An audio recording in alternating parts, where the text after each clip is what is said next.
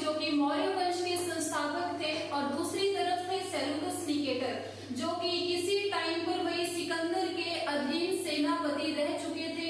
ठीक है, अब सेल्यूकस निकेटर जो है इसने क्या किया, उन सारे क्षेत्रों को फिर से जीतने की कोशिश की जो कि किसी टाइम पर सिकंदर ने जीते थे, लेकिन वही अब उसका सामना होने वाला था एक बहुत ही शक्तिशाली राजा के साथ, यानी कि चंद्रगुप्त मौर्य के साथ। अब सेल्यूकस निकेटर ने जब अटैक किया भारत के ऊपर 305 ईसा पूर्व में, तब भारत का राजा कौन था, भारत का शासक कौन था, ये था चंद्रगुप्त मौर्य। ठीक है, तो सबसे पहले पॉइंट आप नोट करेंगे कि ये जो युद्ध हुआ है दोनों के बीच में, वो कब हुआ है, 305 ईसा पूर्व में।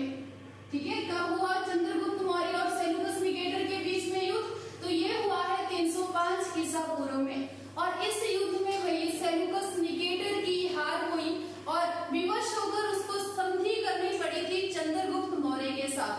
अब कौन कौन है या कौन से इतिहासकार है जिन्होंने इस संधि के बारे में लिखा है, 3 नाम यहाँ पर आप लोगों को याद रखने हैं। कौन से 3 थे जिन्होंने इस संधि के बारे में लिखा है या इस संधि का विवरण दिया है, तो एक है स्ट्रैबो, प्लूटार्क और तीसरे थे एपियोनस। इन तीनों ने संधि के बारे में लिखा है जो कि हुई थी चंद्रगुप्त मौर्य और सेल्यूकस निकेटर के बीच में। अब आप लोगों के लिए जो सबसे इंपॉर्टेंट है वो इस संधि की शर्तें हैं और यहाँ से एग्जाम में क्वेश्चन पूछे जाते हैं। तो नेक्स्ट हम डिस्कस करेंगे कौन कौन सी थी इस संधि की शर्तें।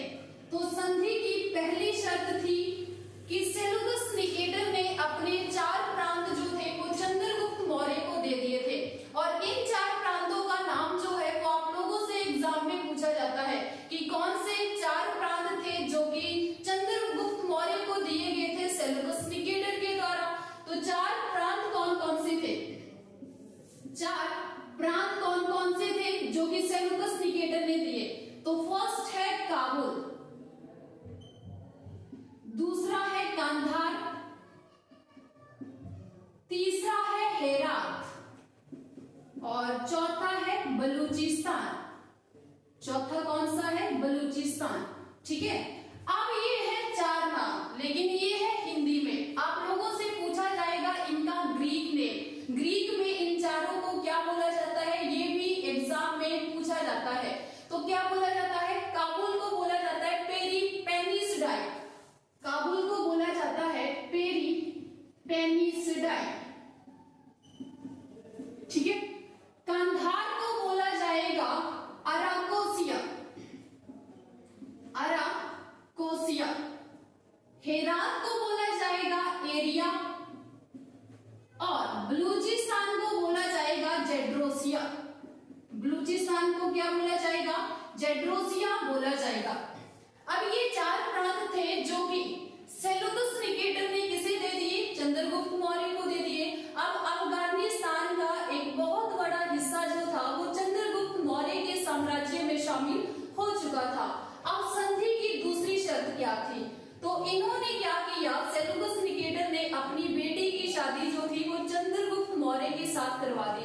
अब देखो वैसे तो ट्रेंड बना हुआ है आजकल की किसी दूसरे देश की लड़की के साथ या लड़के के साथ शादी करने का, लेकिन पहली शादी कौन सी थी या पहला अंतरराष्ट्रीय विवाह कौन सा था भारत का, तो वो था चंद्रगुप्त मौर्य और हेलेना का। और ये हेलेना कौन थी, सेल्यूकस निकेटर की बेटी थी।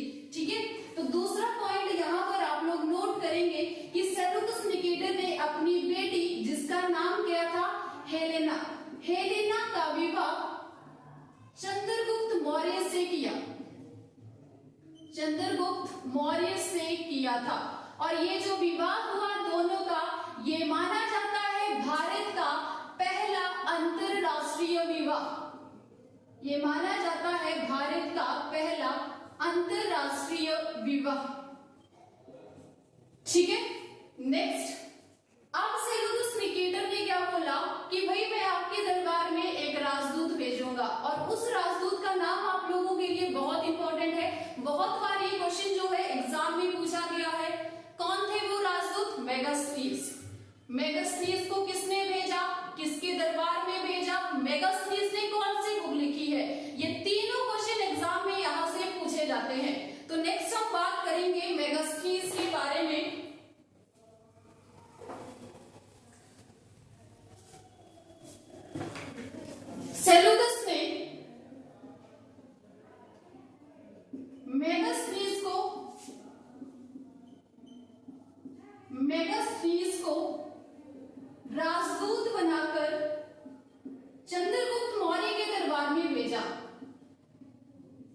चंद्रगुप्त मौर्य के दरबार में भेजा था। ठीक है, तो किसके दरबार में आए ये मेगास्पीस? चंद्रगुप्त मौर्य के दरबार में। और फिर इन्होंने कौन सी बुक लिखी है वो आप लोगों के लिए इंपॉर्टेंट है। तो भाई मेगास्पीस ने जो भारत के संदर्भ में बुक लिखी है उसका नाम है इंडिका। कौन सी बुक लिखी है इन्होंने? इंडिका लिखी है। मेगास्पीस की पुस्तक का नाम क्या है? इंडिका।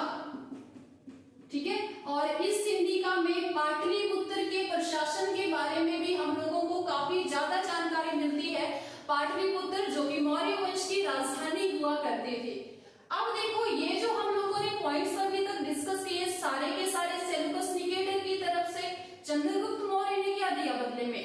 तो जो चंद्रगुप्त मौर्य था इसने सेल्यूकस निकेटर को बदले में दिए हैं 500 हाथी। और 500 हाथी लेके सेल्यूकस निकेटर खुश।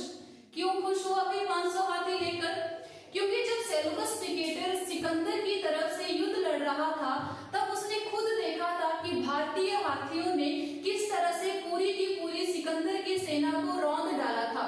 यानी कि उसको एक बात तो समझ आ गई थी कि अगर मेरी सेना में हाथी रहेंगे, भारतीय हाथी रहेंगे, तो मेरी सेना जो है और ज्यादा पावरफुल बन जाएगी। तो इस वजह से क्या हुआ, ये जो सेल्यूकस था ये 500 हाथी लेकर ही संतुष्ट हो गया था। तो बदले में चंद्रगुप्त मौर्य ने क्या दिया था? चंद्रगुप्त मौर्य ने सेल्यूकस को 500 हाथी भेंट किए।